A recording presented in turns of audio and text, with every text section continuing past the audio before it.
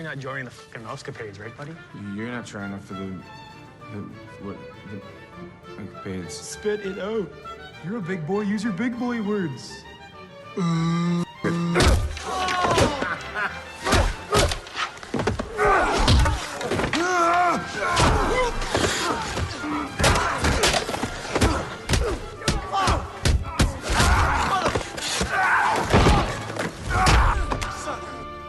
Hello and welcome to Film Pulse Daily for Tuesday, May 29th, 2012. My name is Adam. With me, Kevin.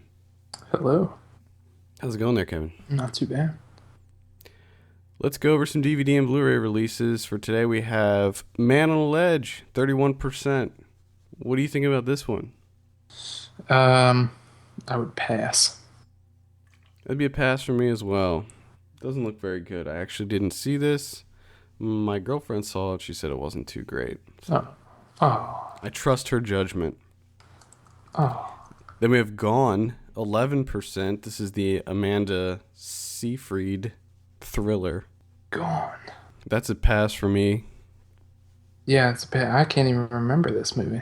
It's the one where, like, her sister gets kidnapped or something, and I guess, like, the police or whatever don't believe her, and she decides to take matters into her own hands.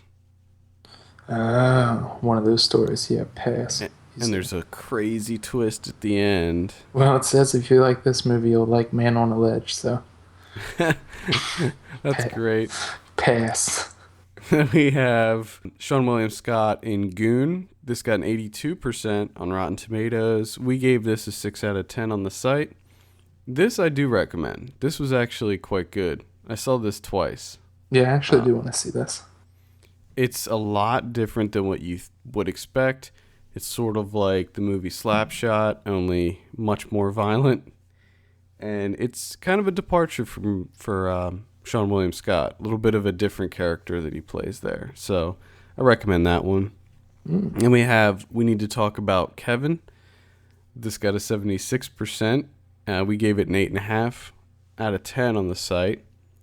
Have you seen this yet? No, I can't wait to see it, though. I'm disappointed with the cover of the DVD. I know, it's terrible. They had that perfect poster, that amazing poster that they had for it. Yeah, the one that we put up when we did the review, with him just sitting with the crazy mask. No, I'm thinking of the other one. It's sort of like minimal. It's just sort of like their faces, and of course it just has like the font over top of it. It's not the one that it is here. I don't know how to explain it. There was a couple posters for that. It's essentially the poster that looks like a Criterion cover. I loved this movie. I thought it was fantastic. Is it weird to have a movie called We Need to Talk About Kevin, and your name is Kevin, and it's about a psychopath? Well, it's really weird because the last couple of weeks, Kevins have been getting a really bad rap. I don't know if you noticed this, like on the NBC shows, they've been making fun of Kevins a lot. Like 30 Rock made fun of. They said something about a Kevin, and Tina Fey's like, "Have you ever met a good Kevin?" Yeah. And Alec Baldwin tries to name him. And I was just sitting there like, oh. Well, there's Kevin Sorbo. Yeah, exactly. I just made your point. Yeah, seriously, I was sitting there when they started doing it, and Alec Baldwin's naming all the Kevins. I was just like, oh. And I forget they did a couple other ones. I think 30 Rock did it like 3 or 4 times. They made fun of Kevins, and then I think they made fun of Kevin, the name Kevin on Community as well. I don't think there's anything wrong with the name Kevin. Maybe you need to change it and spell it with a C. Oh, and you can say, "Oh, my name's Kevin with a C." I'm sure they're out there. Probably. Because I did see today. I saw Kyle with a C. What? Yeah. That's ridiculous. But I refuse to pronounce it as Kyle. I'll pronounce it as Sile. Hey, Sile. I hate when people do that. Oh, I was watching that show Girls last night, And there was a scene where Leah Dunham's character was in a bar, and she meets this other girl at the bar, and she goes, "Hi, my name's Taco." And she's like, "Oh, nice to meet you, Taco." And she's like, "Oh, it's with a K." And she's like, "Okay, how's it pronounced?" And she's like, "Oh, no, you got it right. It's pronounced taco.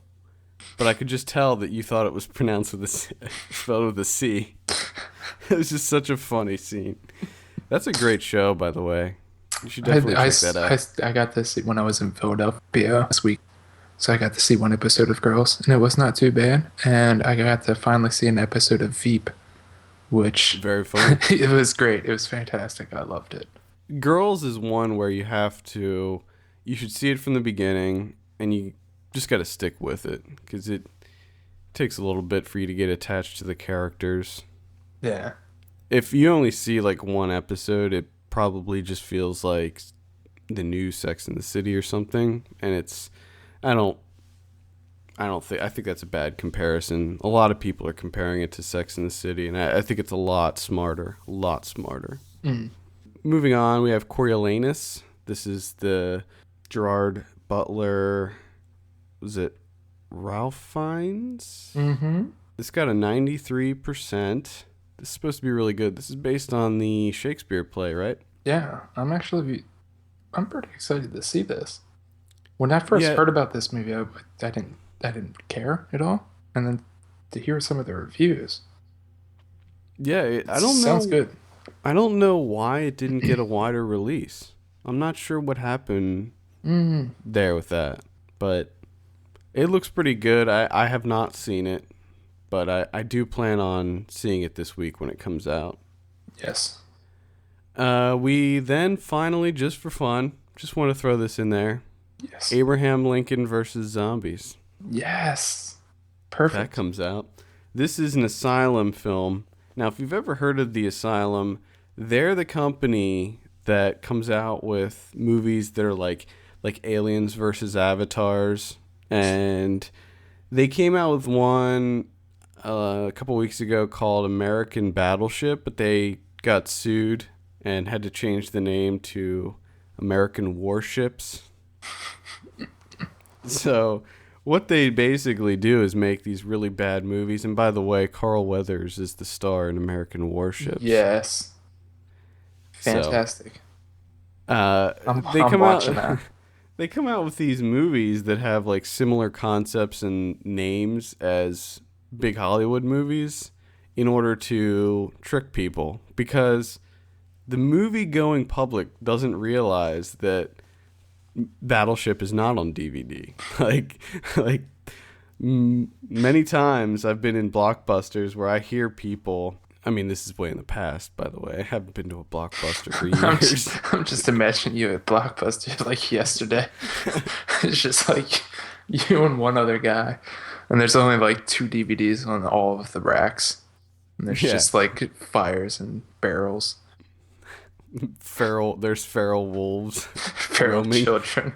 There's feral children roaming the aisles of Blockbuster.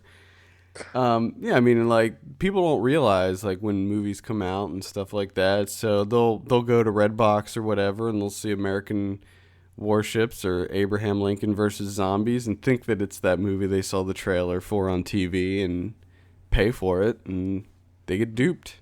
Wow. Yeah, it's pretty bad. Yeah. Were there any releases that you wanted to note?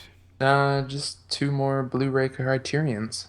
2 Ingmar Bergman movies coming out. Summer Interlude from 1951 and Summer with Monica from 1953. Neither one I've seen. I'm not a big Bergman fan. So I enjoy Bergman. I haven't really even read about these movies, so I don't even know if I'm interested in them or not. I would suspect that I'm not, but who knows? Yeah, I mean, if you're into Bergman, check them out. Because if you're not really into Bergman, these are probably not going to convert you. Probably not. All right, well, there you have it. If you want to pick up any of the DVDs and Blu-rays that we mentioned, just hit up our site at filmpulse.net, click on the store icon, or just click on the Amazon link that's right there on the right side. For all the latest film news and reviews, visit us at filmpulse.net, and we want to hear your feedback. Send us an email at podcast@filmpulse.net, or give us a call on our amazing voicemail line at 850-391-6075. Also, please take a minute to rate us on iTunes. We appreciate that very much. For filmpulse.net, my name is Adam. I'm Kevin. And we will see you next week.